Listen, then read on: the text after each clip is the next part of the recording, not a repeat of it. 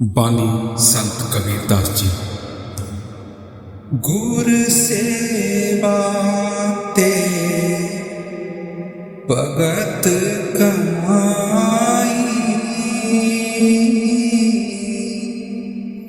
तब जय मानस तेहि पाई। इस देहि को सिमरै देव, सो तेहि भज हर की सेव। ਇਹ ਜਿਹੜੀ ਬਾਣੀ ਹੈ ਇਹ ਕਬੀਰ ਸਾਹਿਬ ਜੀ ਦੀ ਬਾਣੀ ਹੈ। ਇਸ ਬਾਣੀ ਦੇ ਜ਼ਰੀਏ ਆਪ ਸਾਨੂੰ ਇੱਕ ਚੇਤਾਵਨੀ ਦੇ ਨਾਲ ਇੱਕ ਬੇਨਤੀ ਦੇ ਸਰੂਪ ਦੇ ਵਿੱਚ ਸਮਝਾਉਣ ਦੀ ਕੋਸ਼ਿਸ਼ ਕਰ ਰਹੇ ਹਨ, ਕਿਉਂਕਿ ਸੰਤਾਂ ਦਾ ਜਿਹੜਾ ਆਧਾਰ ਹੈ ਉਹ ਤਾਂ ਪ੍ਰੇਮ ਹੁੰਦਾ ਹੈ, ਲੇਕਿਨ ਕਦੇ-ਕਦੇ ਉਹਨਾਂ ਨੂੰ ਚੇਤਾਵਨੀ ਦੇ ਨਾਲ ਸਾਨੂੰ ਇੱਕ ਗਿਲਟ ਦੀ ਭਾਵਨਾ ਦੇ ਵਿੱਚ ਵੀ ਲਿਜਾਣਾ ਪੈਂਦਾ ਹੈ, ਜਿਸ ਕਰਕੇ ਸਾਨੂੰ ਉਹ ਅਹਿਸਾਸ ਹੋ ਸਕੇ ਕਿ ਆਪਾਂ ਜਿਉਂਦੇ ਜੀ ਕੀ ਖੋ ਰਹੇ ਹਨ, ਕੀ ਪਾ ਰਹੇ ਹਨ। ਇਹ ਜਿਹੜਾ ਪੂਰਾ ਸ਼ਬਦ ਹੈ, ਇਸ ਦੇ ਨਾਲ ਸਾਨੂੰ ਆਪਣਾ ਜਿਹੜਾ ਸੱਚ ਹੈ, ਜਿਹੜੀ ਇਸ ਮਾਨਵ ਜਿਹੜਾ ਜਾਮਾ ਸਾਨੂੰ ਮਿਲਾ ਹੋਇਆ ਹੈ, ਉਸ ਦੀ ਜਿਹੜੀ ਗਹਿਰਾਈ ਹੈ ਉਹ ਸਮਝਾਉਣ ਦੀ ਕੋਸ਼ਿਸ਼ ਕਰ ਰਹੇ ਹਾਂ, ਕਿਉਂਕਿ ਇਨਸਾਨ ਕਮਜ਼ੋਰ ਹੈ। ਇਨਸਾਨ ਨੂੰ ਜਦ ਤੱਕ ਕੋਈ ਉਸ ਦੇ ਵਰਗਾ ਆ ਕੇ ਨਾ ਸਮਝਾਵੇ, ਇਨਸਾਨ ਨੂੰ ਸਮਝ ਨਹੀਂ ਆਉਂਦਾ। ਸੰਤਾਂ ਨੇ, ਮਹਾਤਮਾ ਨੇ ਹਮੇਸ਼ਾ ਹੀ ਸਾਡੇ ਸਾਹਮਣੇ ਸੱਚ ਰੱਖਾ ਹੈ, ਭਾਵੇਂ ਉਹ ਕਿੰਨਾ ਵੀ ਕੜਵਾ ਕਿਉਂ ਨਾ ਹੋਵੇ, ਕਿਉਂਕਿ ਸੰਤਾਂ ਕਦੇ ਵੀ ਸਾਡੀ ਜਿਹੜੀ ਸੱਚਾਈ ਹੈ ਉਸ ਦੇ ਉੱਤੇ ਪਰਦਾ ਡਾਲਣ ਨਹੀਂ ਆਉਂਦੇ, ਉਹ ਸਾਡੇ ਸਾਹਮਣੇ ਸੱਚਾਈ ਰੱਖਣ ਆਉਂਦੇ ਹਨ। ਸ਼ਬਦ ਦੀ ਸ਼ੁਰੂਆਤ ਆਪ ਜੀ ਨੇ ਕੀਤੀ, ਗੁਰ ਸੇਵਾ ਤੇ ਭਗਤ ਕਮਾਈ, ਤਬੀਐ ਮਾਨਸ ਦੇਹੀ ਪਾਈ। ਸਾਨੂੰ ਇਸ ਮਾਨਸ ਜਨਮ ਦੀ ਜਿਹੜੀ ਪ੍ਰੀਸ਼ੀਅਸਨੈਸ ਹੈ, ਜਿਹੜੀ ਇਨੀਸ਼ੀਅਲ ਸਟੇਜ ਹੈ, ਇਹ ਜਿਹੜਾ ਗਿਫਟ ਸਾਨੂੰ ਪਰਮਾਤਮਾ ਨੇ ਦਿੱਤਾ ਹੈ, ਜਿਹੜਾ ਉਪਹਾਰ ਮਾਲਕ ਨੇ ਦਿੱਤਾ ਹੈ, ਉਸ ਦੀ ਵਡਿਆਈ ਸਾਹਮਣੇ ਰੱਖ ਰਹੇ ਹਨ। ਸਾਨੂੰ ਸਮਝਾਉਣ ਦੀ ਕੋਸ਼ਿਸ਼ ਕਰ ਰਹੇ ਹਨ ਕਿ ਇਹ ਇਨਸਾਨ, ਜਿਹੜਾ ਇਹ ਜਾਮਾ ਤੈਨੂੰ ਮਿਲਿਆ ਹੈ, ਜਿਹਨੂੰ ਆਪਾਂ ਹਿਊਮਨ ਬੀਇੰਗ ਕਹਿੰਦੇ ਆ, ਹਿਊਮਨ ਬੋਡੀ ਕਹਿੰਦੇ ਆ, ਇਹ ਕੋਈ ਆਮ ਬੋਡੀ ਨਹੀਂ ਹੈ, ਇਹ ਕੋਈ ਆਮ ਜਾਮਾ ਨਹੀਂ ਹੈ। ਇਹ ਜਿਹੜਾ ਸਰੀਰ ਹੈ ਇਹ ਦੁਰਲਭ ਹੈ। ਇਹ ਗੁਰੂ ਦੀ ਕਿਰਪਾ ਦੇ ਨਾਲ ਤੇ ਜਿਹੜੇ ਤੇਰੇ ਪੂਰਵ ਜਨਮ ਦੇ ਸਤ ਕਰਮ ਰਹੇ ਹਨ, ਜਿਹੜੇ ਤੂੰ ਚੰਗੇ ਕਰਮ ਕੀਤੇ ਹਨ, ਉਸ ਦੇ ਨਾਲ ਤੈਨੂੰ ਇਹ ਮਾਨਵ ਜਨਮ ਮਿਲਿਆ ਹੈ। ਕੋਈ ਤਾਂ ਇਹੋ ਜਿਹਾ ਕਰਮ ਕੀਤਾ ਹੋਊਗਾ ਜਿਸ ਕਰਕੇ ਅੱਜ ਇਸ ਇਨਸਾਨੀ ਜਾਮੇ ਦੇ ਵਿੱਚ ਹੈ। ਇਹ ਜਿਹੜਾ ਜਾਮਾ ਹੈ ਇਹ ਸਭ ਤੋਂ ਉੱਚਾ, ਸਭ ਤੋਂ ਸੁੱਚਾ ਤੇ ਸਭ ਤੋਂ ਸਰਵੋਤਮ, best out of best creation ਹੈ ਉਸ ਮਾਲਕ ਦੀ, ਇੱਕ ਦਾਤ ਹੈ ਉਸ ਮਾਲਕ ਦੀ। ਸਾਨੂੰ ਸਮਝਾਉਣ ਦੀ ਕੋਸ਼ਿਸ਼ ਕਰ ਰਹੇ ਹਨ ਕਿ ਕੁਝ ਇਹੋ ਜਿਹੇ ਸਾਡੇ ਅਕਾਊਂਟ ਦੇ ਵਿੱਚ ਕਰਮ ਸੀਗੇ ਪਿਛਲੇ ਜਨਮ ਦੇ, ਜਿਸ ਕਰਕੇ ਸਾਨੂੰ ਇਹ ਜਿਹੜੀ ਮਾਨਸ ਦੇਹੀ ਹੈ ਉਹ ਮਿਲ ਗਈ। ਉਹ ਜਿਹੜੀ ਸੇਵਾ ਦੀ ਗੱਲ ਇੱਥੇ ਕਰ ਰਹੇ ਹਨ, ਗੁਰ ਸੇਵਾ ਤੇ ਭਗਤ ਕਮਾਈ, ਤਬੀ ਇਹ ਮਾਨਸ ਦੇਹੀ ਪਾਈ। ਸਮਝਾਉਣ ਦੀ ਕੋਸ਼ਿਸ਼ ਕਰ ਰਹੇ ਹਨ ਕਿ ਕੁਝ ਤੂੰ ਇਹੋ ਜਿਹਾ ਕੀਤਾ ਜਿਸ ਕਰਕੇ ਮਾਲਕ ਨੇ ਤੇਰੇ ਉੱਤੇ ਕਿਰਪਾ ਕੀਤੀ ਹੈ, ਤਾਂ ਜਾ ਕੇ ਤੈਨੂੰ ਇਹ ਮਿਲੀ ਹੈ। ਇਹ ਨਾ ਸੋਚ ਕਿ ਇਹ ਤੈਨੂੰ ਰੈਂਡਮ ਮਿਲ ਗਈ ਜਾਂ ਫਿਰ ਇਹੋ ਹੀ ਕਿਰਪਾ ਹੋ ਗਈ। ਫਿਰ ਅੱਗੇ ਸਮਝਾ ਰਹੇ ਹਨ, ਇਸ ਦੇਹੀ ਕੋ ਸਿਮਰੇ ਦੇਵ, ਸੋ ਦੇਹੀ ਭਜ ਹਰ ਕੀ ਸੇ। ਫਿਰ ਸਮਝਾ ਰਹੇ ਹਨ ਕਿ ਇਹ ਜਿਹੜਾ ਜਾਮਾ ਹੈ, ਇਹ ਜਿਹੜਾ ਸਰੀਰ ਹੈ, ਜੇ ਤੂੰ ਇਸ ਦੀ ਉਚਾਈ ਨੂੰ ਜਾਣਨਾ ਚਾਹੁੰਦਾ ਹੈ, ਜੇ ਤੂੰ ਜਾਣਨਾ ਚਾਹੁੰਦਾ ਹੈ ਕਿ ਇਹ ਜਿਹੜਾ ਜਾਮਾ ਹੈ ਇਹ ਕਿੰਨਾ ਵੱਡਾ ਹੈ, ਇਹਦੀ ਵਡਿਆਈ ਕੀ ਹੈ, ਤਾਂ ਆਪ ਸਮਝਾ ਰਹੇ ਹਨ ਕਿ ਇਸ ਦੇਹੀ ਕੋ ਸਿਮਰੇ ਦੇਵ, ਕਿ ਜੋ ਵੱਡੇ ਵੱਡੇ ਦੇਵੀ ਦੇਵਤਾਵਾਂ ਹਨ, ਕਿਉਂਕਿ ਦੇਵੀ ਦੇਵਤਾ ਵੀ ਇੱਕ ਜੂਨੀ ਹਨ, ਉਹ ਵੀ ਇੱਕ ਜੂਨੀ ਦੇ ਵਿੱਚ ਆਪਣੇ ਕਰਮ ਕਰ ਰਹੇ ਹਨ, ਉਹ ਵੀ ਬਦਲਦੇ ਰਹਿੰਦੇ ਹਨ। ਉਹ ਵੀ ਸਮਝਾ ਰਹੇ ਹਨ ਕਿ ਵੱਡੇ ਤੋਂ ਵੱਡੇ ਦੇਵੀ ਦੇਵਤੇ ਵੀ ਇਸ ਦੇਹੀ ਨੂੰ ਸਿਮਰਨਾ ਚਾਹੁੰਦੇ ਹਨ। ਉਹ ਵੀ ਚਾਹੁੰਦੇ ਹਨ ਕਿ ਸਾਨੂੰ ਮਾਲਕ ਕੋਈ ਇਹੋ ਜੀ ਬਖਸ਼ਿਸ਼ ਸਾਡੇ ਉੱਤੇ ਕਰੇ ਕਿ ਸਾਨੂੰ ਇਹ ਜਨਮ ਮਿਲ ਜਾਵੇ ਜਿਸ ਤੋਂ ਉਸ ਮਾਲਕ ਦੀ ਭਗਤੀ ਕੀਤੀ ਜਾ ਸਕੇ। ਤਾਂ ਸਮਝਾ ਰਹੇ ਹਨ ਕਿ ਤੂੰ ਆਪਣੇ ਆਪ ਦੀ ਪਹਿਚਾਨ ਕਰਕੇ ਦੇਖ ਕਿ ਜਿਹੜੇ ਜਾਮੇ ਨੂੰ ਦੇਵੀ ਦੇਵਤੇ ਵੀ ਤਰਸਦੇ ਹਨ, ਮਾਲਕ ਨੇ ਤੈਨੂੰ ਉਸ ਜਾਮੇ ਦੇ ਵਿੱਚ ਜਨਮ ਦਿੱਤਾ ਹੈ। ਇਸ ਤੋਂ ਵੱਡੀ ਕਿਰਪਾ ਹੋਰ ਕੀ ਹੋ ਸਕਦੀ ਹੈ। ਸਾਨੂੰ ਉਹ ਸੈਲਫ ਰਿਅਲਾਈਜੇਸ਼ਨ ਕਰਨ ਦੀ ਲੋੜ ਹੈ ਕਿ this is the best opportunity and the best version of the gift of the master given to us, ਕਿ ਇਹ ਜਿਹੜਾ ਜਾਮਾ ਸਾਨੂੰ ਮਿਲਿਆ ਹੋਇਆ ਹੈ ਇਹ ਸਭ ਤੋਂ ਉੱਚੀ ਤੇ ਸੂਚੀ ਅਵਸਥਾ ਹੈ। ਆਪਾਂ ਆਮ ਤੌਰ ਦੇ ਉੱਤੇ ਕਹਿ ਦਿੰਦੇ ਆ ਕਿ ਜੀ ਸਾਡੇ ਉੱਤੇ ਕਿਰਪਾ ਨਹੀਂ ਹੈ, ਲੇਕਿਨ ਜੇ ਆਪਾਂ ਅਹਿਸਾਸ ਕਰੀਏ ਤਾਂ ਭਾਈ 84 ਲੱਖ ਜੂਨੀਆਂ ਹੁੰਦੀਆਂ ਹਨ। 84 ਲੱਖ ਜੂਨੀਆਂ, ਜੇ ਆਪਾਂ ਇੱਕ ਜੂਨੀ ਦੇ ਵਿੱਚ ਇੱਕ ਸਾਲ ਵੀ ਬਿਤਾਵਾਂ ਤਾਂ 84 ਲੱਖ ਸਾਲ ਹੋ ਗਏ। ਤੇ ਹੁਣ ਤੁਸੀਂ ਦੇਖੋ ਪੇੜ ਪੌਦਿਆਂ ਦੀ ਤਾਂ ਕਿੰਨੀ ਉਮਰ ਹੁੰਦੀ ਹੈ, ਤਾਂ ਆਪਾਂ ਤਾਂ ਅੰਦਾਜ਼ਾ ਨਹੀਂ ਲਾ ਸਕਦੇ ਕਿ ਕਿੰਨੀ ਦਿਨਾਂ ਬਾਅਦ, ਕਿੰਨੇ ਲੱਖਾਂ ਕਰੋੜਾਂ ਸਾਲ ਬਾਅਦ ਮਾਲਕ ਨੇ ਇਹ ਜਿਹੜਾ ਜਾਮਾ ਹੈ ਸਾਨੂੰ ਬਖਸ਼ਿਆ ਹੈ। ਤੇ ਇਹ ਜਿਹੜਾ ਜਾਮਾ ਹੈ ਇਸ ਦਾ ਇੱਕ ਮੋਟਿਵ ਹੈ। ਜਿਵੇਂ ਆਪਾਂ ਪਾਣੀ ਪੀਂਦੇ ਆ ਪਿਆਸ ਬੁਝਾਉਣ ਵਾਸਤੇ, ਰੋਟੀ ਖਾਂਦੇ ਆ ਭੁੱਖ ਮਿਟਾਉਣ ਵਾਸਤੇ, ਹੋਰ ਆਪਣੇ ਕੰਮ ਕਰਦੇ ਆ ਇੱਕ ਲੌਜਿਕ ਪਰਸਪੈਕਟਿਵ ਦੇ ਨਾਲ ਕਰਦੇ ਆ, ਉਸ ਤਰੀਕੇ ਦੇ ਨਾਲ ਹੀ ਇਹ ਜਿਹੜਾ ਜਾਮਾ ਮਿਲਿਆ ਹੈ, ਇਹ ਜਾਮਾ ਸਾਨੂੰ ਇੱਕ ਕਾਰਜ ਵਾਸਤੇ ਮਿਲਿਆ ਹੈ। ਉਹ ਕਾਰਜ ਕੀ ਹੈ? ਸੋ ਦੇਹੀ ਭਜ ਹਰ ਕੀ ਸੇਵ, ਕਿ ਸਾਨੂੰ ਉਸ ਮਾਲਕ ਦੀ, ਉਸ ਪਰਮਾਤਮਾ ਦੀ ਜਿਹੜੀ ਭਗਤੀ ਹੈ ਇਸ ਜਾਮੇ ਦੇ ਵਿੱਚ ਕਰਨੀ ਹੈ। ਹੁਣ ਸਵਾਲ ਉੱਠਦਾ ਹੈ ਕਿ ਜੀ 84 ਲੱਖ ਜੂਨੀਆਂ ਹਨ ਤਾਂ ਭਗਤੀ ਤਾਂ ਉੱਥੇ ਵੀ ਕੀਤੀ ਜਾ ਸਕਦੀ ਸੀ। ਤਾਂ ਸਾਨੂੰ ਸਮਝਾਉਂਦੇ ਹਨ ਕਿ 84 ਲੱਖ ਜੂਨੀਆਂ ਦੇ ਵਿੱਚ ਇੱਕੋ ਹੀ ਜੂਨੀ ਹੈ ਜਿਸ ਨੂੰ ਆਪਾਂ ਇਹ ਮਾਨਸ ਜਨਮ ਕਹਿੰਦੇ ਹਾਂ, ਜਿਸ ਦੇ ਵਿੱਚ ਉਸ ਮਾਲਕ ਦੀ ਭਗਤੀ ਕੀਤੀ ਜਾ ਸਕਦੀ ਹੈ, ਜਿਸ ਦੇ ਵਿੱਚ ਉਸ ਮਾਲਕ ਦੇ ਨਾਲ ਮਿਲਾਪ ਕੀਤਾ ਜਾ ਸਕਦਾ ਹੈ। ਬਾਕੀ ਜਿਹੜੀ ਜੂਨੀਆਂ ਹਨ ਉਹ ਭੋਗ ਜੂਨੀਆਂ ਹਨ, ਉਹ ਸਿਰਫ ਆਪਣੇ ਕਰਮ ਭੋਗ ਰਹੀ ਹਨ। ਲੇਕਿਨ ਇੱਕ ਇਨਸਾਨ ਦਾ ਜਾਮਾ ਹੀ ਇਹੋ ਜਿਹਾ ਹੈ ਜਿਹਦੇ ਵਿੱਚ ਆਪਾਂ ਉਸ ਮਾਲਕ ਨੂੰ ਪਾ ਸਕਦੇ ਹਾਂ। ਇਹ ਇੱਕ ਤੋਂ ਵੱਡੀ ਵਡਿਆਈ ਹੈ। ਮਾਨੁਸ਼ ਕੋ ਪ੍ਰਭ ਦੀ ਵਡਿਆਈ, ਕਿ ਉਸ ਮਾਲਕ ਨੇ ਸਾਡੇ ਉੱਤੇ ਦਇਆ ਕਰ ਦਿੱਤੀ, ਸਾਨੂੰ ਇਹ ਜਾਮੇ ਦੇ ਵਿੱਚ ਦੇ ਦਿੱਤਾ। ਹੁਣ ਇਹਦਾ ਜਿਹੜਾ ਮੋਟਿਵ ਹੈ ਉਹ ਸਮਝਣ ਦੀ ਲੋੜ ਹੈ। ਲੇਕਿਨ ਇਨਸਾਨ ਕਮਜ਼ੋਰ ਹੈ। ਇਨਸਾਨ ਹਮੇਸ਼ਾ ਉਹਨੂੰ ਇੱਕ ਦਿਨ ਯਾਦ ਆਉਂਦਾ ਹੈ, ਦੂਜੇ ਦਿਨ ਯਾਦ ਆਉਂਦਾ ਹੈ, ਫਿਰ ਭੁੱਲ ਜਾਂਦਾ ਹੈ, ਫਿਰ ਆਪਣੇ ਮਕਸਦ ਨੂੰ ਭੁੱਲ ਕੇ ਬਹਿ ਜਾਂਦਾ ਹੈ, ਫਿਰ ਭੁੱਲ ਜਾਂਦਾ ਹੈ ਮਾਨਸ ਜਨਮ ਕਿਉਂ ਮਿਲਿਆ ਹੈ।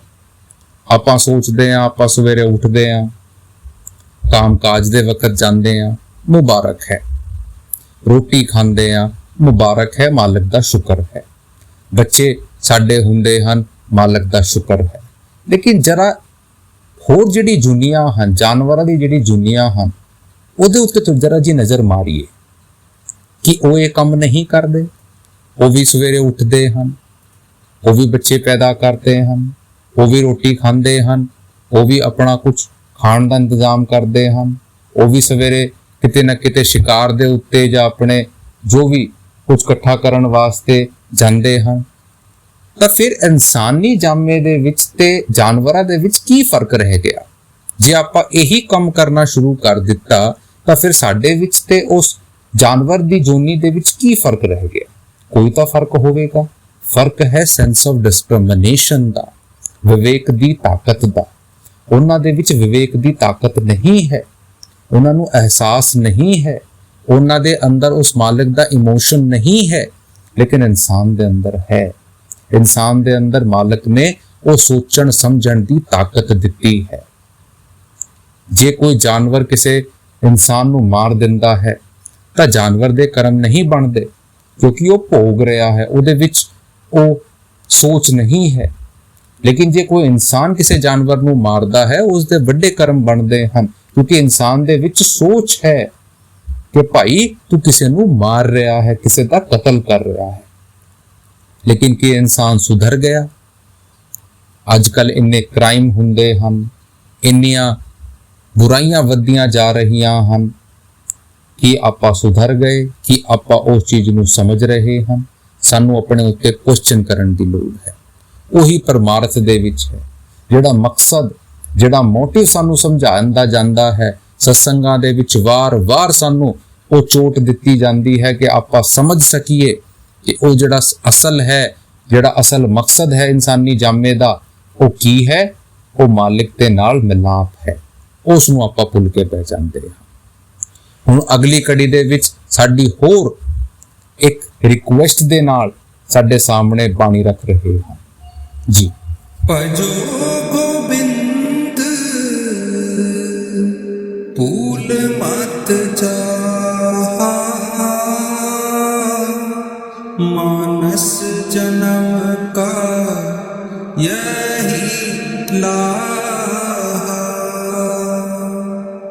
जब लग जरा रोग नहीं आया,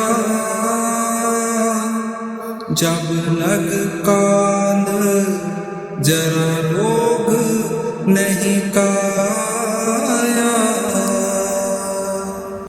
ਹੁਣ ਅੱਗੇ ਕਬੀਰ ਸਾਹਿਬ ਜੀ ਸਾਨੂੰ ਥੋੜਾ ਜਿਹਾ ਰਿਕੁਐਸਟ ਦੇ ਨਾਲ ਤੇ ਫਿਰ ਇੱਕ ਚੇਤਾਵਨੀ ਦੇ ਨਾਲ ਸਾਨੂੰ ਸਮਝਾਉਣ ਦੀ ਕੋਸ਼ਿਸ਼ ਕਰ ਰਹੇ ਹਨ।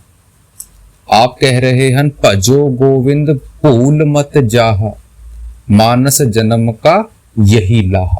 फिर बेनती साडे आगे कर रहे हैं कि भाई उस गोबिंद नू, उस मालिक नू भुल्लण ना देई। ये जिहड़ा मानस जन्म तैनू मिलिया होया है उसदा यही लाहा है, यही इक्को ही कारज है, वो है मालिक दे नाल मिलाप। होर सारे जिहड़े काम हन वो जिम्मेवारियां हन, वो इस मानस जन्म की जिहड़ी रिस्पॉन्सिबिलिटीज हन वो तैनूं निभाणियां हन। लेकिन सब तो वड्डा कारज जिहड़ा है उस मालिक दे नाल मिलाप है, उस मालिक दे नाल उहदी याद है। लेकिन अज साडी हालत की बन गई है? अज सानू सारियां चीज़ां याद हन, लेकिन वो एक मालिक याद नहीं हन, वो गोबिंद सानू याद नहीं हन। आपां नूं अपना पैसा याद आ जाता है, अपने बच्चे याद आ जाते हैं, अपनी प्रॉपर्टी याद आ जाती हैं, आपां नूं अपनियां पुरानियां गल्लां याद आ जांदियां हन, लेकिन सानू वो गोबिंद याद नहीं आता। जे कदे अनफॉर्चुनेटली साडी जिंदगी दे विच दुर्भाग्य दे नाल कुछ घाटा वाधा हो जाता है, कोई दुख आ जाता है, आपां उसे गोबिंद नूं कटघरे दे विच खड़ा करके उहनूं ही कोसना शुरू कर दिंदे हां। फिर वो सानू याद आ जाता है। जे साडी जिंदगी दे विच कोई सुख आ जाता है, आपां शुक्रता की करिए, आपां उसका क्रैडिट भी खुद लेना शुरू कर देंदे हाँ कि मेरे करके तरक्की आई है, मैं मेहनत कीती सी, मैं ये एफर्ट लाया सी। वो भरावा तेरे हाथ दे विच नहीं है, उस मालिक ने दया कीती, नहीं तो मेहनत करन वाले लखा करोड़ा हन, कोई इक्को नूं तरक्की मिलती है जिसके उत्ते उस मालिक दा हथ चढ़ता है। लेकिन आप उस गोविंद नूं ही भुल के बह गए हैं कि ये साडी कोई सानू विरले कहूगा। मालिक तां सानू हर वेले याद आना चाहिए है, हर वेले उसका ध्यान साडे अगे होना चाहिए है। हुण अगे सानू होर चेतावनी दे रहे हैं, जब लग बस रोग नहीं आया, जब लग काल जरा रोग नहीं काया। फिर सानू समझा रहे हैं एक नश्वर शरीर बारे कि ठीक है, मालिक ने जिहड़ा इंसानी जामा दिता है ये सब तो उच्चे तो सूचा जामा है, उसकी वडियाई है। लेकिन भाई जिवें दुनियावी चीज़ां की एक्सपायरी डेट हुंदी है, हर चीज़ एक वक्त के बाद खराब हो जाती है, भावें वो पानी क्यों ना होवे, भावें कोई खाण की चीज़ क्यों ना होवे।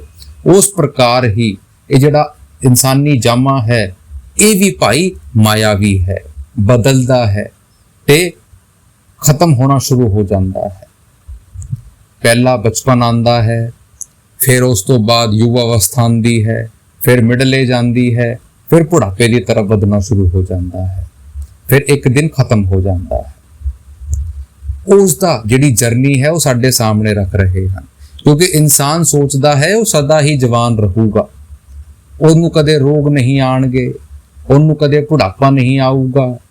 ਉਹ ਆਪਣੇ ਕਨਵੀਨੀਅੰਸ ਦੇ ਮੁਤਾਬਕ ਆਪਣੀ ਸੋਚ ਸਮਝੀ ਲਾ ਕੇ ਇਸ ਨੂੰ ਰੋਕ ਲਊਗਾ।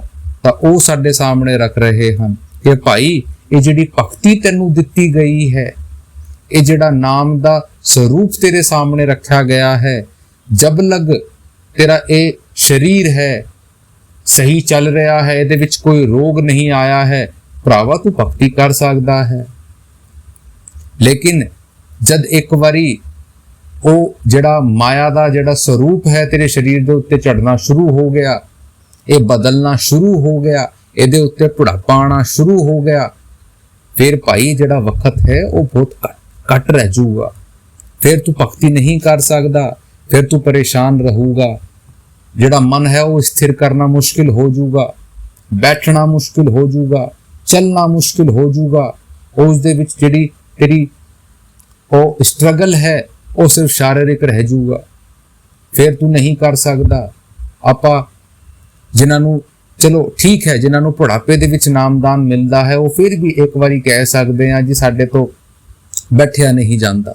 ਉਹਨਾਂ ਨੂੰ ਵੀ ਸੋਲੂਸ਼ਨ ਦਿੱਤਾ ਜਾਂਦਾ ਹੈ ਕਿ ਤੁਸੀਂ ਕੁਰਸੀ ਤੇ ਬੈਠ ਕੇ ਕਰ ਸਕਦੇ ਹੋ, ਤੁਸੀਂ ਥੋੜਾ ਜਿਹਾ ਪੈਰ ਸਿੱਧੇ ਕਰਕੇ ਕਰ ਸਕਦੇ ਹੋ। ਲੇਕਿਨ ਜਿਨ੍ਹਾਂ ਨੂੰ ਜਵਾਨੀ ਦੇ ਵਿੱਚ ਮਿਲ ਜਾਂਦਾ ਹੈ, ਜਿਨ੍ਹਾਂ ਨੂੰ 25 26 ਸਾਲ 30 ਸਾਲ ਦੀ ਉਮਰ ਦੇ ਵਿੱਚ ਮਿਲ ਜਾਂਦਾ ਹੈ, ਉਹ ਵੀ ਬਹਾਨੇ ਕਰਦੇ ਹਨ ਕਿ ਆਪਾਂ ਤਾਂ ਬਥੇਰੀ ਉਮਰ ਪਈ ਹੋਈ ਹੈ, ਅੱਗੇ ਕਰ ਲਵਾਂਗੇ।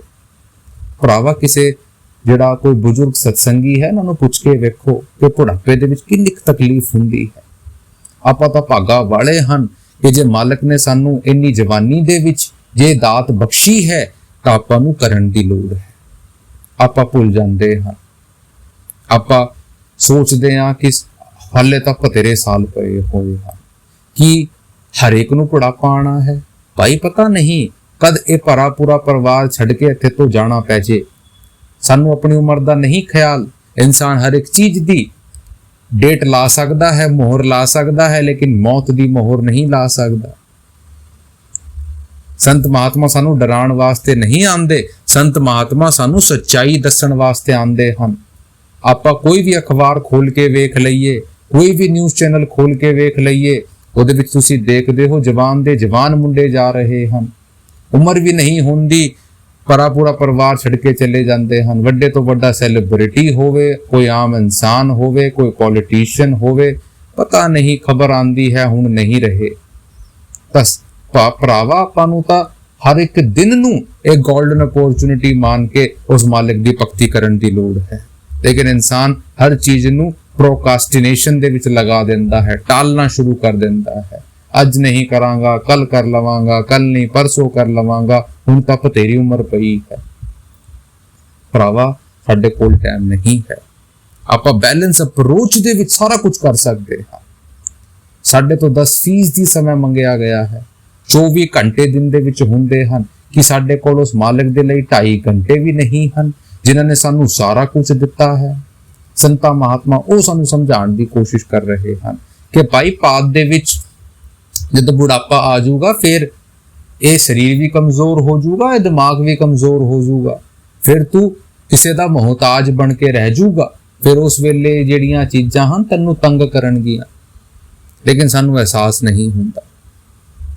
ਇੱਕ ਵਾਰੀ ਇੱਕ ਸ਼ਿਸ਼ਯ ਸੀਗਾ, ਉਹਨਾਂ ਨੇ ਆਪਣੇ ਗੁਰੂ ਤੋਂ ਕਿਹਾ ਕਿ ਗੁਰੂ ਜੀ ਮੈਨੂੰ ਜਿਹੜਾ ਬੁਢਾਪਾ ਆਵੇ, ਮੈਂ ਬੁਢਾਪੇ ਦੇ ਵਿੱਚ ਭਗਤੀ ਕਰਾਂਗਾ, ਤੁਸੀਂ ਮੈਨੂੰ ਇਸ਼ਾਰਾ ਦੇ ਦੇਣਾ।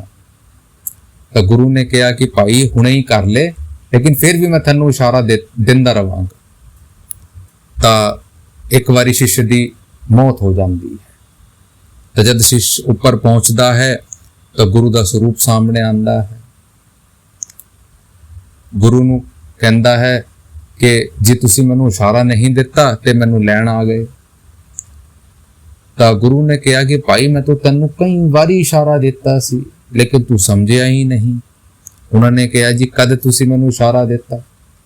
ਤਾਂ ਗੁਰੂ ਸਾਹਿਬ ਨੇ ਕਿਹਾ ਕਿ ਭਾਈ ਮੈਂ ਤੈਨੂੰ ਸਰੀਰ ਦੇ ਵਿੱਚ ਥੋੜੀ ਜਿਹੀ ਕਮਜ਼ੋਰੀ ਦਿੱਤੀ, ਤੂੰ ਇੰਜੈਕਸ਼ਨ ਲਵਾ ਕੇ ਬੈਠ ਗਿਆ। ਮੈਂ ਤੇਰੇ ਵਾਲ ਸਫੇਦ ਕੀਤੇ, ਤੂੰ ਡਾਈ ਕਰਕੇ ਬੈਠ ਗਿਆ। ਮੈਂ ਤੇਰੇ ਦੰਦਾਂ ਨੂੰ ਕਮਜ਼ੋਰ ਕੀਤਾ, ਤੂੰ ਨਕਲੀ ਦੰਦ ਲਗਾ ਕੇ ਬੈਠ ਗਿਆ। ਮੈਂ ਤੇਰੇ ਵਾਲਾਂ ਨੂੰ ਹਟਾਇਆ, ਤੂੰ ਵਿਗ ਲਾ ਕੇ ਬੈਠ ਗਿਆ। ਤੂੰ ਕਦੇ ਐਕਸੈਪਟ ਹੀ ਨਹੀਂ ਕੀਤਾ ਕਿ ਤੂੰ ਜਾਣ ਵਾਲਾ ਹੈ, ਤੇ ਹੁਣ ਤੂੰ ਚਲਾ ਗਿਆ। ਕਰਨੀ ਤੂੰ ਕੁਝ ਕਰਕੇ ਨਹੀਂ ਆਇਆ। ਤਾਂ ਉਹ ਰੋਣ ਲੱਗ ਪਿਆ ਕਿ ਮਾਲਿਕ, ਮੈਂ ਉਸ ਮਾਇਆ ਦੇ ਵਿੱਚ ਫਸ ਕੇ ਆਪਣੇ ਜਿਸਮ ਨੂੰ ਸਜਾਉਂਦਾ ਰਹਿ ਗਿਆ, ਲੇਕਿਨ ਕਦੇ ਤੇਰੇ ਜਿਹੜਾ ਨਾਮ ਸੀ ਉਹਨੂੰ ਨਹੀਂ ਸਜਾਇਆ। ਅੱਜ ਮੈਂ ਖਾਲੀ ਹੱਥ ਉੱਥੇ ਤੋਂ ਆ ਗਿਆ। ਹੁਣ ਪਤਾ ਨਹੀਂ ਮੈਨੂੰ ਕੋਈ ਮੌਕਾ ਮਿਲੇ ਜਾਂ ਨਾ ਮਿਲੇ। ਤਾਂ ਉਹੀ ਸਾਡੀ ਹਾਲਤ ਬਣ ਕੇ ਰਹਿ ਗਈ ਹੈ। ਇਨਸਾਨ ਹਰ ਚੀਜ਼ ਨੂੰ ਭੁੱਲਦਾ ਜਾਂਦਾ ਹੈ। ਉਹ ਤਾਂ ਇੱਕ ਫਿਕਸ਼ਨਲ ਸਟੋਰੀ ਸੀ, ਸਾਨੂੰ ਸਮਝਾਉਣ ਵਾਸਤੇ ਬਣਾਈ ਗਈ ਸੀ। ਇਹ ਨਹੀਂ ਕਿ ਆਪਾਂ ਆਪਣੇ ਸਰੀਰ ਨੂੰ ਨਾ ਸਵਾਰੀਏ, ਮੁਬਾਰਕ ਹੈ, ਲੇਕਿਨ ਭਾਈ ਉਹ ਜਿਹੜੀ ਮਾਲਿਕ ਦੀ ਦਾਤ ਹੈ ਉਹਨੂੰ ਭੁੱਲਣ ਦੀ ਲੋੜ ਨਹੀਂ ਹੈ। ਮਾਲਿਕ ਸਾਡੇ ਤੋਂ ਕੋਈ ਚੀਜ਼ ਛਿੰਦਾ ਨਹੀਂ ਹੈ। ਮਾਲਿਕ ਤਾਂ ਸਾਨੂੰ ਕਹਿੰਦਾ ਹੈ, ਭਾਈ ਜੋ ਕੁਝ ਵੀ ਮੈਂ ਦਿੱਤਾ ਹੈ ਉਹਦੇ ਵਿੱਚ ਖੁਸ਼ ਰਹੋ। ਜੇ ਤੁਹਾਨੂੰ ਅਮੀਰ ਬਣਾਇਆ ਹੈ, ਆਪਣੀ ਅਮੀਰਤ ਦੇ ਵਿੱਚ ਖੁਸ਼ ਰਹੋ, ਲੋਕਾਂ ਦੀ ਸੇਵਾ ਕਰੋ। ਜੇ ਕਰਮਾ ਕਰਕੇ ਗਰੀਬ ਹੋ, ਆਪਣੀ ਰੋਟੀ ਚਲਾਓ। ਮਾਲਿਕ ਭੁੱਖਾ ਨਹੀਂ ਸੌਣ ਦੇਊਗਾ, ਲੇਕਿਨ ਨਾਮ ਨਾ ਛੱਡੋ। ਲੇਕਿਨ ਇਨਸਾਨ ਹਰ ਚੀਜ਼ ਦੇ ਵਿੱਚ ਭੁੱਲ ਕੇ ਬਹਿ ਜਾਂਦਾ ਹੈ। ਤਾਂ ਕਰਕੇ ਸਾਨੂੰ ਸਮਝਾਉਣ ਦੀ ਕੋਸ਼ਿਸ਼ ਕਰ ਰਹੇ ਹਨ ਕਿ ਜਿੰਨਾ ਚਿਰ ਸਾਡੇ ਕੋਲ ਵਕਤ ਹੈ, ਸਾਨੂੰ ਨਾਮ ਦੀ ਕਮਾਈ ਦੇ ਵਿੱਚ ਲੱਗਣਾ ਹੈ। ਅੱਗੇ ਪਤਾ ਨਹੀਂ ਸਾਡਾ ਸਰੀਰ ਸਾਡਾ ਸਾਥ ਦੇਵੇ ਜਾਂ ਨਾ ਦੇਵੇ। ਹੁਣ ਅਗਲੇ ਕੜੀ ਦੇ ਵੀ ਸਾਨੂੰ ਕੀ ਸਮਝਾ ਰਹੇ ਹਨ, ਧਿਆਨ ਦੇ ਨਾਲ ਸੁਣੋ ਜੀ।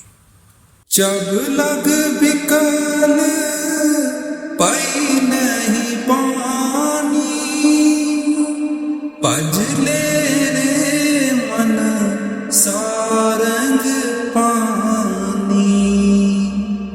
अपना पजस पजस कब भाई, आवे अंत न ਭਜਿਆ ਜਾਈ। ਅੱਗੇ ਫਿਰ ਉਸ ਚੀਜ਼ ਨੂੰ ਹੀ ਕੰਟੀਨਿਊ ਕਰਦੇ ਹੋਏ ਕਬੀਰ ਸਾਹਿਬ ਜੀ ਸਾਨੂੰ ਕਹਿ ਰਹੇ ਹਨ, ਜਬ ਲਗ ਬਿਕਲ ਭਈ ਨਹੀਂ ਬਾਣੀ, ਭਜਲੇ ਰੇ ਮਨ ਸਾਰੰਗ ਪਾਣੀ। ਅਬ ਨਾ ਭਜਸ ਭਜਸ ਕਬ ਭਾਈ, ਆਵੇ ਅੰਤ ਨਾ ਭਜਿਆ ਜਾਏ। ਆਪ ਸਮਝਾ ਰਹੇ ਹਨ ਕਿ ਭਾਈ ਜਿੰਨਾ ਚਿਰ ਇਹ ਤੇਰਾ ਸਰੀਰ ਚੱਲ ਰਿਹਾ ਹੈ, ਇਹ ਤੇਰੇ ਮੁਖ ਦੇ ਵਿੱਚ ਬਾਣੀ ਹੈ, ਤੇਰੇ ਸਰੀਰ ਦੇ ਵਿੱਚ ਜਾਨ ਹੈ, ਤੇਰੇ ਸਰੀਰ ਦੇ ਵਿੱਚ ਸਾਂਸ ਹੈ, ਭਾਈ ਤੂੰ ਇੰਨੇ ਕੁ ਭਗਤੀ ਕਰ ਸਕਦਾ ਹੈ। ਇੱਕ ਵਾਰੀ ਜੇ ਇਹ ਟੁੱਟਣੀ ਸ਼ੁਰੂ ਹੋਗੀ ਤਾਂ ਫਿਰ ਤੂੰ ਡਿੱਗਣਾ ਸ਼ੁਰੂ ਹੋ ਜਾਏਗਾ। ਤੂੰ ਆਪਣੇ ਸਰੀਰ ਨੂੰ ਸੰਭਾਲੇਗਾ ਜਾਂ ਫਿਰ ਇਹਨਾਂ ਚੀਜ਼ਾਂ ਦੇ ਵਿੱਚ ਲੱਗੇਗਾ। ਤੇਰੇ ਕੋਲ ਹੁਣ ਮੌਕਾ ਹੈ। ਅਬ ਨਾ ਭਜਸ ਭਜਸ ਕਬ ਭਾਈ, ਕਿ ਜੇ ਤੂੰ ਹੁਣ ਨਹੀਂ ਭਜੇਗਾ ਤਾਂ ਫਿਰ ਤੂੰ ਕੀ ਸੋਚ ਕੇ ਬੈਠਾ ਹੈ, ਕਦ ਭਜੇਗਾ? ਕਿਹੜੀ ਜਿਹੜਾ ਉਹ ਇਲੂਜ਼ਨ ਦੇ ਵਿੱਚ ਤੂੰ ਬੈਠਾ ਹੈ ਕਿ ਕੋਈ ਇਹੋ ਜਿਹਾ ਵਕਤ ਆਵੇਗਾ ਜਦ ਸਾਰਾ ਕੁਝ ਠੀਕ ਹੋ ਜਾਊਗਾ। ਤੂੰ ਇੱਕ ਯੂਟੋਪੀਅਨ ਸੋਸਾਇਟੀ ਬਣਾ ਕੇ ਬੈਠਾ ਹੈ ਕਿ ਜਦ ਸਾਰਾ ਕੁਝ ਠੀਕ ਹੋ ਜਾਏਗਾ ਤਦ ਮੈਂ ਜਾ ਕੇ ਭਜਨ ਸਿਮਰਨ ਕਰਾਂਗਾ। ਜਾਂ ਭਾਈ ਸਾਰਾ ਕੁਝ ਠੀਕ ਹੋ ਜਾਏਗਾ ਤਾਂ ਭਜਨ ਸਿਮਰਨ ਦੀ ਲੋੜ ਹੀ ਕੀ ਹੈ? ਸਾਰਾ ਕੁਝ ਠੀਕ ਹੋਣਾ ਕਿਹਨੂੰ ਕਹਿੰਦੇ ਆ? ਜਦ ਆਪਾਂ ਮਾਲਿਕ ਦੇ ਨਾਲ ਮਿਲਾਪ ਕਰ ਲੈਂਦੇ ਆ। ਕਿਉਂਕਿ ਦੁਨੀਆ ਦੇ ਵਿੱਚ ਜਿਹੜੀ ਕੋਈ ਚੀਜ਼ ਹੈ ਉਹ ਅੱਜ ਠੀਕ ਹੋ ਸਕਦੀ ਹੈ, ਕੱਲ ਨੂੰ ਫੇਰ ਵਿਗੜੂਗੀ। ਤਾਂ ਕਰਕੇ ਸਾਨੂੰ ਸਮਝਾਉਣ ਦੀ ਕੋਸ਼ਿਸ਼ ਕਰ ਰਹੇ ਹਨ, ਆਵੇ ਅੰਤ ਨਾ ਭਜਿਆ ਜਾਈ, ਕਿ ਭਾਈ ਜਦ ਅੰਤ ਆਵੇਗਾ ਉਸ ਵੇਲੇ ਤੂੰ ਨਹੀਂ ਭਜ ਸਕਦਾ, ਕਿਉਂਕਿ ਤੈਨੂੰ ਅਹਿਸਾਸ ਹੀ ਨਹੀਂ ਹੋਵੇਗਾ ਕਿ ਕਦ ਮੇਰਾ ਅੰਤ ਆ ਗਿਆ। ਕੋਈ ਵਿਰਲੇ ਹੀ ਹੁੰਦਾ ਹੈ ਜਿਨ੍ਹਾਂ ਨੂੰ ਆਪਣੇ ਅੰਤ ਦੇ ਵਿੱਚ ਉਹ ਚੀਜ਼ ਦਾ ਅਹਿਸਾਸ ਹੋ ਜਾਂਦਾ ਹੈ ਕਿ ਹੁਣ ਮੇਰੀ ਵਾਰੀ ਆ ਗਈ ਹੈ। ਨਹੀਂ ਤਾਂ ਭਾਈ ਕਿਸੇ ਨੂੰ ਨਹੀਂ ਪਤਾ ਲੱਗਦਾ। ਤੂੰ ਇਹ ਜਿਹੜਾ ਮੌਜ ਵੇਲਾ ਹੁਣ ਕਰ ਰਿਹਾ ਹੈ, ਇਹ ਤੇਰੇ ਲੇਖੇ ਦੇ ਵਿੱਚ ਇਹ ਮੌਜ ਵੇਲਾ ਹੀ ਲਿਖਿਆ ਜਾਊਗਾ। ਲੇਕਿਨ ਉਹ ਜਿਹੜੀ ਭਗਤੀ ਤੈਨੂੰ ਦਿੱਤੀ ਗਈ ਹੈ ਉਹ ਤੂੰ ਨਿਲ ਬਟਾ ਸੰਨਾਟਾ ਕਰਕੇ ਬੈਠ ਗਿਆ ਹੈ। ਉਹ ਅਕਾਊਂਟ ਦੇ ਵਿੱਚ ਹਲੇ ਵੀ ਜ਼ੀਰੋ ਹੀ ਚੱਲ ਰਹੀ ਹੈ। ਅੱਗੇ ਕੱਲ ਕਿਸੇ ਦਾ ਨਹੀਂ ਆਇਆ। ਕਾਲ ਕਰੇ ਸੋ ਆਜ ਕਰ, ਆਜ करे सो अब, पल में मृत्यु आएगी बहुरी करेगा कब। कि ये जिहड़ी इंसानी ताकत है ये एहसास नहीं कर सकती कद इत्थे तो जाना है। ਤਾਂ ਕਰਕੇ ਸਾਨੂੰ ਸਮਝਾਉਣ ਦੀ ਕੋਸ਼ਿਸ਼ ਕਰ ਰਹੇ ਹਨ, ਥੋੜੇ ਜਿਹੇ ਸਖਤ ਲਫ਼ਜ਼ ਇਸਤੇਮਾਲ ਕਰ ਰਹੇ ਹਨ ਕਿ ਭਾਈ ਅੰਤ ਦੇ ਵਿੱਚ ਕੋਈ ਹਾਥ ਨਹੀਂ ਲੱਗੂਗਾ। ਫਿਰ ਪਛਤਾਏ ਹੋਤ ਕਿਆ ਜਦ ਚਿੜੀਆ ਚੁੱਗ ਗਈ ਖੇਤ। ਮਾਲਕ ਨੇ ਦਾਤ ਬਖਸ਼ੀ ਹੈ, ਮਾਲਕ ਨੇ ਇਹੋ ਜਿਹਾ ਬਣਾਇਆ ਹੈ ਕਿ ਭਗਤੀ ਕਰ ਸਕਦੇ ਹਾਂ। ਔਰ ਇੱਕ ਭੁਲੇਖੇ ਦੇ ਵਿੱਚ ਨਾ ਰਹੀਏ ਕਿ ਸਾਡੇ ਤੋਂ ਨਹੀਂ ਹੁੰਦਾ। ਜੇ ਮਾਲਕ ਨੇ ਨਾਮਦਾਨ ਦਿੱਤਾ ਹੈ, ਜੇ ਮਾਲਕ ਨੇ ਭਗਤੀ ਦਿੱਤੀ ਹੈ, ਤਾਂ ਉਹ ਜਾਣਦਾ ਹੈ ਕਿ ਤੁਸੀਂ ਕਰ ਸਕਦੇ ਹੋ। ਸੰਤਾਂ ਮਹਾਤਮਾ ਉਹਨਾਂ ਨੂੰ ਹੀ ਨਾਮਦਾਨ ਦਿੰਦੇ ਹਨ ਜਿਹੜੇ ਉਸ ਦੇ ਲਾਇਕ ਹੁੰਦੇ ਹਨ, ਜਿਹੜੇ ਉਸ ਚੀਜ਼ ਨੂੰ ਨਿਭਾ ਸਕਦੇ ਹਨ। ਪਿਛਲੇ ਜਨਮ ਦੇ ਵਿੱਚ ਕਿਹਾ ਜਾਂਦਾ ਹੈ ਕਿ ਜਿਹੜਾ ਪਿਛਲੇ ਜਨਮ ਦੇ ਵਿੱਚ ਉਹ ਚਾਹਤ ਲੈ ਕੇ ਆਂਦਾ ਹੈ ਕਿ ਮਾਲਕ ਮੈਨੂੰ ਇੱਕ ਮੌਕਾ ਦੇ ਦੇਈ ਕਿ ਮੈਂ ਤੇਰੇ ਨਾਲ ਮਿਲ ਜਾਵਾਂ, ਉਹਨੂੰ ਹੀ ਗੁਰੂ ਦੀ ਪ੍ਰਾਪਤੀ ਹੁੰਦੀ ਹੈ। ਤੇ ਉਹ ਗੁਰੂ ਦੀ ਨਜ਼ਰ ਸਾਡੇ ਉੱਤੇ ਪਈ ਹੈ। ਹੁਣ ਸਾਡੀ ਜ਼ਿੰਮੇਵਾਰੀ ਹੈ ਕਿ ਆਪਾਂ ਉਸ ਮੌਕੇ ਨੂੰ ਜਾਣ ਨਾ ਦੇਈ। ਵਡਭਾਗੀਆਂ ਕਿ ਇਨਸਾਨੀ ਜਾਮਾ ਮਿਲਾ, ਹੋਰ ਵਡਭਾਗੀਆਂ ਕਿ ਸੱਚਾ ਪੂਰਨ ਸੰਤ ਸਤਿਗੁਰੂ ਮਿਲਾ, ਹੋਰ ਵਡਭਾਗੀਆਂ ਕਿ ਉਹਨੇ ਨਾਮਦਾਨ ਦੀ ਬਖਸ਼ਿਸ਼ ਵੀ ਕਰ ਦਿੱਤੀ।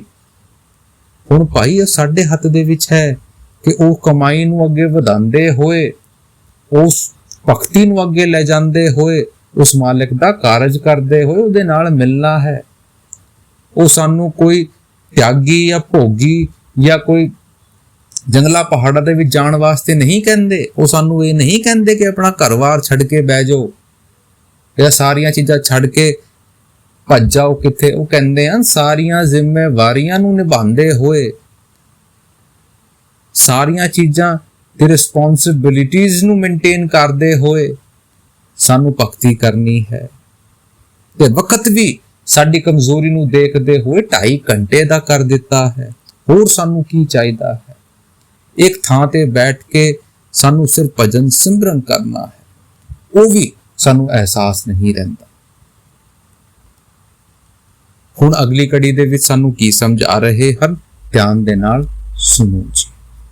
जो कुछ करे सोई अबसार, फिर पछतावे ना पावे पार। सो सेवक जो लाया सेव, तिन ही पाया निरंजन देव।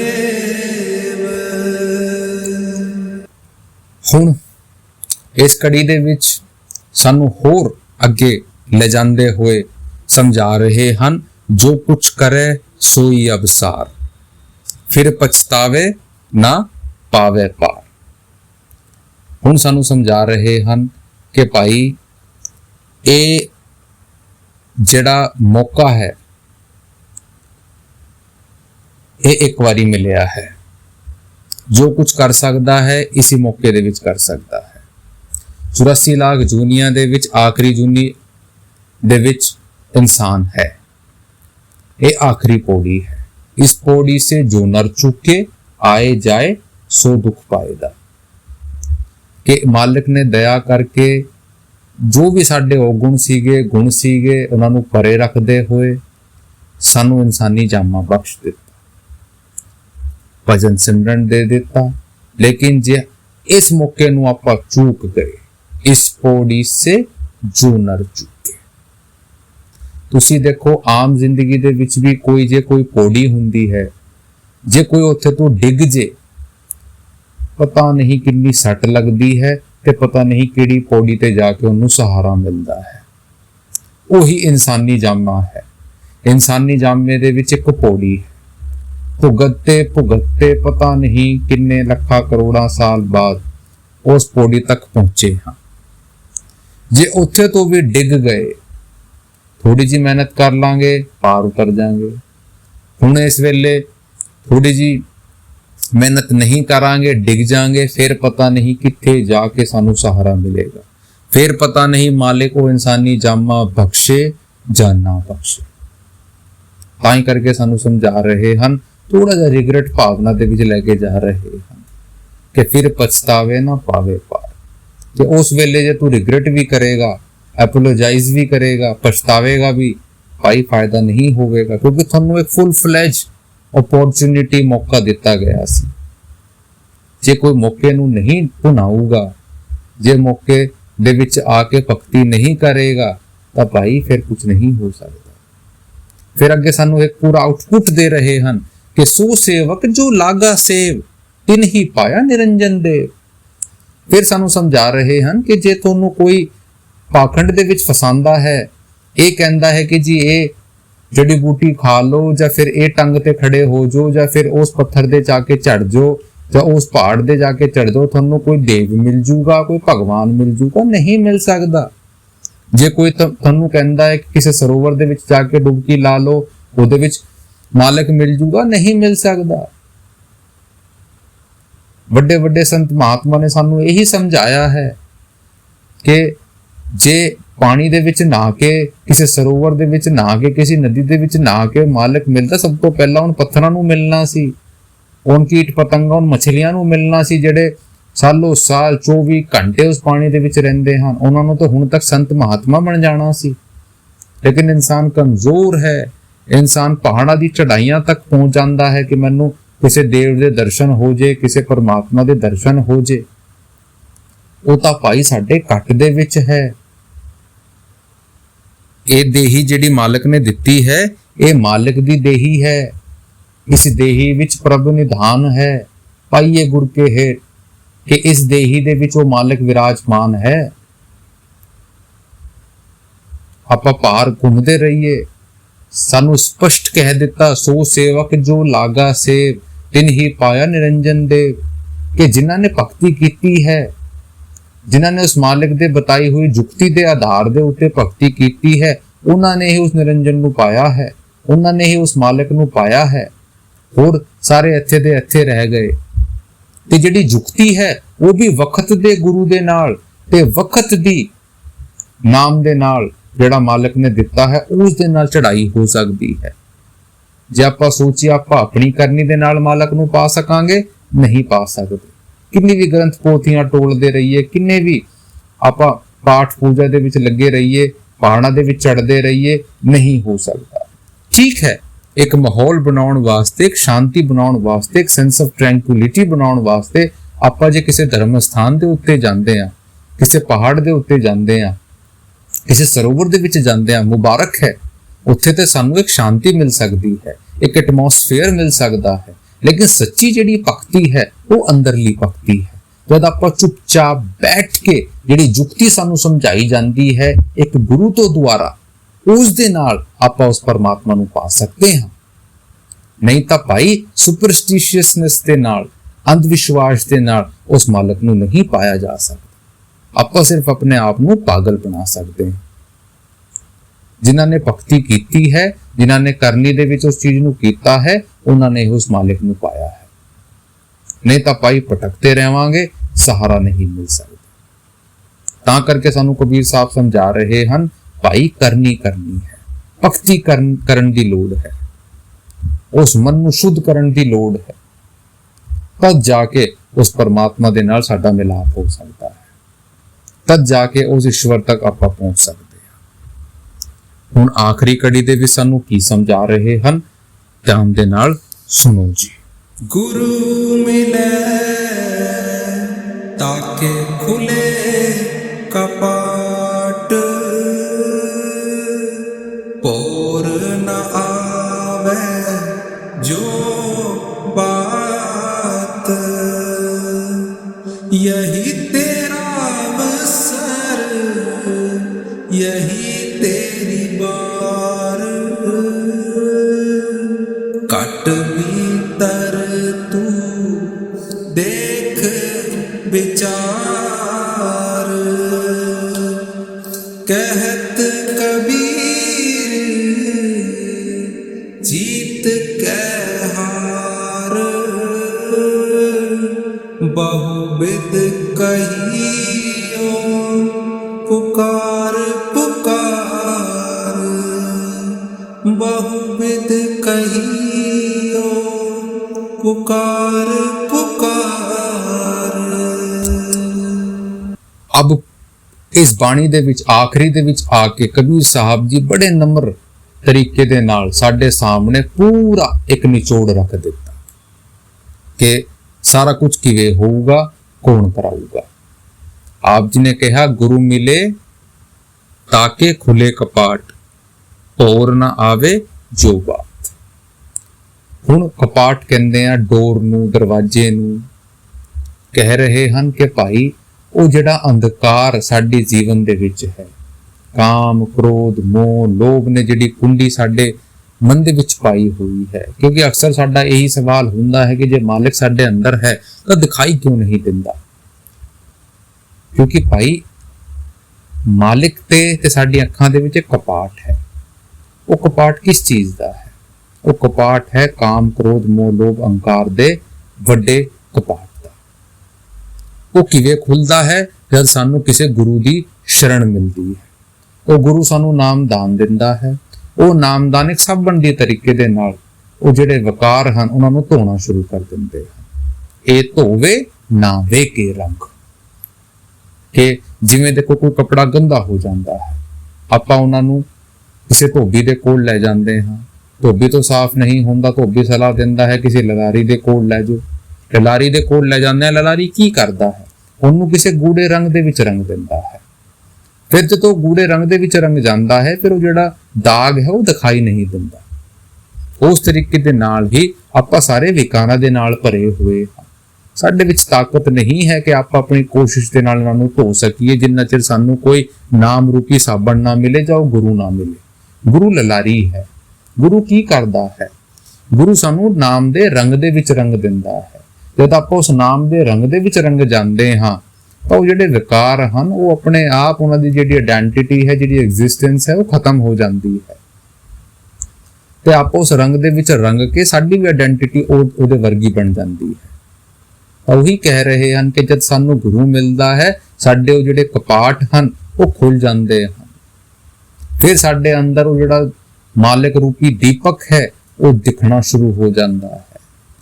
फिर कह रहे हैं यही तेरा अवसर, यही तेरी बार, घट पीतर तू देख विचार। कि ये हुणी तेरी अपॉर्चुनिटी है, हुणी तेरा मौका है, यही तेरी वारी है। ते हुण तू घट दे अंदर जाके वेख, उत्थे विचार करन दी लोड़ है। महाराज जी समझांदे हुंदे सी, if the eye be single the whole body shall be full of light. कि जे आपां एक अख वाले बन जावांगे, साडा सारा जिस्म ਨੂਰ ਔਰ ਪ੍ਰਕਾਸ਼ ਦੇ ਨਾਲ ਭਰ ਜਾਵੇਗਾ। ਜਦ ਆਪਾਂ ਆਪਣੀ ਦੋਨਾਂ ਅੱਖਾਂ ਨੂੰ ਬੰਦ ਕਰਕੇ ਉਹ ਤੀਸਰੀ ਅੱਖ ਦੇ ਵਿੱਚ ਆਪਣਾ ਧਿਆਨ ਟਿਕਾਵਾਂਗੇ, ਫਿਰ ਜਾ ਕੇ ਸਾਨੂੰ ਉਸ ਮਾਲਿਕ ਦਾ ਅਹਿਸਾਸ ਹੋਊਗਾ। ਫਿਰ ਸਾਨੂੰ ਉਹ ਜੋਤ ਦਿਖਾਈ ਦੇਊਗੀ। ਫਿਰ ਸਾਡਾ ਪੂਰਾ ਜਿਸਮ ਜਿਹੜਾ ਹੈ ਉਹ ਪ੍ਰਕਾਸ਼ ਬਣ ਜਾਊਗਾ। ਅੰਦਰ ਦੇ ਵਿੱਚ ਪੂਰਾ ਸਾਨੂੰ ਉਹ ਸਰੂਪ ਦਿਖਣਾ ਸ਼ੁਰੂ ਹੋ ਜਾਏਗਾ। ਕਮਰੇ ਦੇ ਵਿੱਚ ਆਪਾਂ ਦੇਖਦੇ ਹਾਂ ਜਦ ਅੰਧੇਰਾ ਹੁੰਦਾ ਹੈ, लेकिन कोई सियाणा आके जे एक बल्ब भी उत्थे ला दे, पूरा कमरा महक जाता है, पूरा कमरा लाइट दे विच हो जाता है। उस तरीके दे नाल ही जिहड़ा साडा शरीर है वो विकारां दे अंधकार दे विच फसिया होया है। गुरु आंदा है, सानू नाम दी जोत जलांदा है, साडे अंदर प्रकाश हो जाता है। गुरु ने वो जोत रख दित्ती है, सिर्फ सानू पर्दा हटाना है। हटेगा किवें? जद आपां अपने अंदर विचार करांगे। घट पीतर तू देख विचार। कि जद आपां अपने अंदर उस विचार नूं करांगे, अपने अंदर उस मालिक नूं देखण दी कोशिश करांगे, क्योंकि वो मालिक साडे अंदर है। मंदिर दा मीनिंग हुंदा है मन के अंदर। वो अंदर है, वो बाहर नहीं है। जिन्हां नूं भी मिला है अंदर तो मिला है, जिन्हां नूं भी मिलेगा अंदर तो मिलेगा, बाहर दे नाल नहीं हो सकता। जिद्दां आपां हिरण नूं देखदे हां, हिरण दी नाभि दे विच कस्तूरी हुंदी है। कस्तूरी दे विच बड़ी सोहनी महक आंदी रहिंदी है। हिरण पूरी जिंदगी उस कस्तूरी नूं लभदा फिरदा है, जंगलां दे विच भजदा रहिंदा है, भजदा रहिंदा है।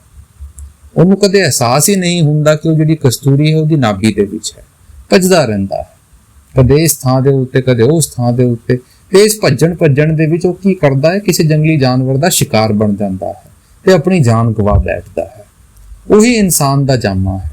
ਇਨਸਾਨ ਨੂੰ ਪਤਾ ਹੈ ਕਿ ਉਹ ਜਿਹੜਾ ਮਾਲਿਕ ਹੈ ਉਹ ਸਾਡੇ ਅੰਦਰ ਹੈ। ਚਲੋ ਠੀਕ ਹੈ, ਹਿਰਨ ਨੂੰ ਤਾਂ ਕੋਈ ਬਤਾਉਣ ਵਾਲਾ ਨਹੀਂ ਹੈ, ਲੇਕਿਨ ਇਨਸਾਨ ਨੂੰ ਤਾਂ ਹਰ ਵੇਲੇ ਗੁਰੂਆਂ ਨੇ यही बताया है ਕਿ ਉਹ ਮਾਲਿਕ ਸਾਡੇ ਅੰਦਰ ਹੈ, ਲੇਕਿਨ ਇਨਸਾਨ ਫਿਰ ਵੀ ਉਹਨਾਂ ਨੂੰ ਪਾਰ ਲੱਭਦਾ ਫਿਰਦਾ ਹੈ।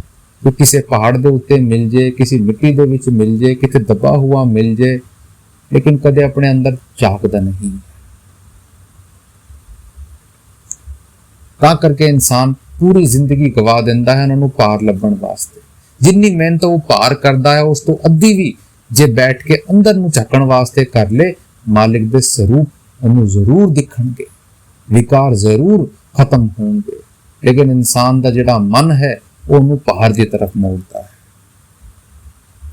ਜੇ ਇਨਸਾਨ ਕੜਾ ਆਪਣੇ ਆਪ ਨੂੰ ਕਰਕੇ ਅੰਦਰ ਦੀ ਤਰਫ ਆਪਣਾ ਰੁਖ ਕਾਇਮ ਕਰੇ, ਜ਼ਰੂਰ ਉਸ ਨੂੰ ਪ੍ਰਾਪਤੀ ਹੋਵੇਗੀ। ਲੇਕਿਨ ਇਨਸਾਨ ਆਸਾਨ ਤੋਂ ਆਸਾਨ ਤਰੀਕਾ ਲੱਭਦਾ ਹੈ ਕਿ ਕਿਸੇ ਤਰੀਕੇ ਦੇ ਨਾਲ ਕੋਈ ਹਾਈ ਪ੍ਰੋਜੈਕਸ਼ਨ ਲਾ ਕੇ ਇਹਨਾਂ ਚੀਜ਼ਾਂ ਨੂੰ ਪਾਰ ਲੱਭਣ ਦੀ ਕੋਸ਼ਿਸ਼ ਕੀਤੀ ਜਾ ਸਕੇ। ਪਾਰ ਇਹ ਜਿਹੜੀ ਚੀਜ਼ਾਂ ਸੀ ਇਹ ਬਣਾਈ ਗਈ ਸੀ ਇਨਸਾਨ ਨੂੰ ਅੰਦਰ ਦਾ ਮਾਡਲ ਦਿਖਾਉਣ ਵਾਸਤੇ। ਤੁਸੀਂ ਕਿਸੇ ਵੀ ਧਰਮ ਸਥਾਨ ਦੇ ਉੱਤੇ ਜਾਓ, ਉੱਥੇ ਘੰਟੇ ਦੀ ਆਵਾਜ਼, ਉੱਥੇ ਜੋਤ ਜ਼ਰੂਰ ਵੱਜਦੀ ਹੈ। ਕਿਉਂ? ਕਿਉਂਕਿ ਉਹ ਇੱਕ ਮਾਡਲ ਬਣਾਇਆ ਗਿਆ ਸੀ। ਜਿਵੇਂ ਸਕੂਲਾਂ ਦੇ ਵਿੱਚ ਬੱਚਿਆਂ ਨੂੰ ਕੋਈ ਵੋਲਕੈਨੋ ਦਾ ਐਗਜ਼ੀਬਿਸ਼ਨ ਹੁੰਦਾ ਹੈ, ਉਹਦੇ ਪ੍ਰੋਜੈਕਟ ਬਣਾਏ ਜਾਂਦੇ ਹਨ। ਕੋਈ ਪਹਾੜ ਦਾ ਮੋਡਿਊਲ ਬਣਾਉਂਦਾ ਹੈ, ਕੋਈ ਵੋਲਕੈਨੋ ਦਾ ਬਣਾਉਂਦਾ ਹੈ ਕਿ ਬੱਚਿਆਂ ਨੂੰ ਸਿਖਾਇਆ ਜਾ ਸਕੇ ਕਿ ਅਸਲ ਚੀਜ਼ ਕਿਹੋ ਜਿਹੀ ਹੁੰਦੀ ਹੈ। ਲੇਕਿਨ ਉਹ ਅਸਲ ਨਹੀਂ ਹੈ। ਫਿਰ ਕੋਈ ਵੱਡਾ ਸਿਆਣਾ ਆਉਂਦਾ ਹੈ, ਉਹਨਾਂ ਨੂੰ ਇੱਕ ਨੈਚੁਰਲ ਸਾਈਟ ਦੇ ਉੱਤੇ ਲੈ ਕੇ ਜਾਂਦਾ ਹੈ, ਉੱਥੇ ਫਿਰ ਦਿਖਾਉਂਦਾ ਹੈ ਕਿ ਭਾਈ ਦੇਖੋ ਇਹ ਅਸਲ ਹੈ ਜਿਹੜਾ ਤੁਸੀਂ ਮਾਡਲ ਬਣਾਇਆ ਸੀ। ਜਦ ਇਨਸਾਨ ਨੂੰ ਸਮਝ ਨਹੀਂ ਆਇਆ ਤਾਂ ਸੰਤਾਂ ਮਹਾਤਮਾ ਨੇ ਉਹਨਾਂ ਨੂੰ ਇੱਕ ਕਹਿ ਦਿੱਤਾ ਕਿ ਚਲੋ ਠੀਕ ਹੈ, ਇਹ ਥਾਵਾਂ ਜਿਹੜੀਆਂ ਹਨ ਇਹਦੇ ਵਿੱਚ ਆਪਾਂ ਉਹਨਾਂ ਮਾਲਿਕ ਨੂੰ ਯਾਦ ਕਰ ਸਕਦੇ ਹਾਂ। ਜੋਤ ਦਾ ਐਗਜ਼ਾਮਪਲ ਲਿੱਤਾ ਸੀ ਦਿਖਾਉਣ ਵਾਸਤੇ ਕਿ ਅੰਦਰ ਸਾਡੇ ਜੋਤ ਜਲ ਰਹੀ ਹੈ।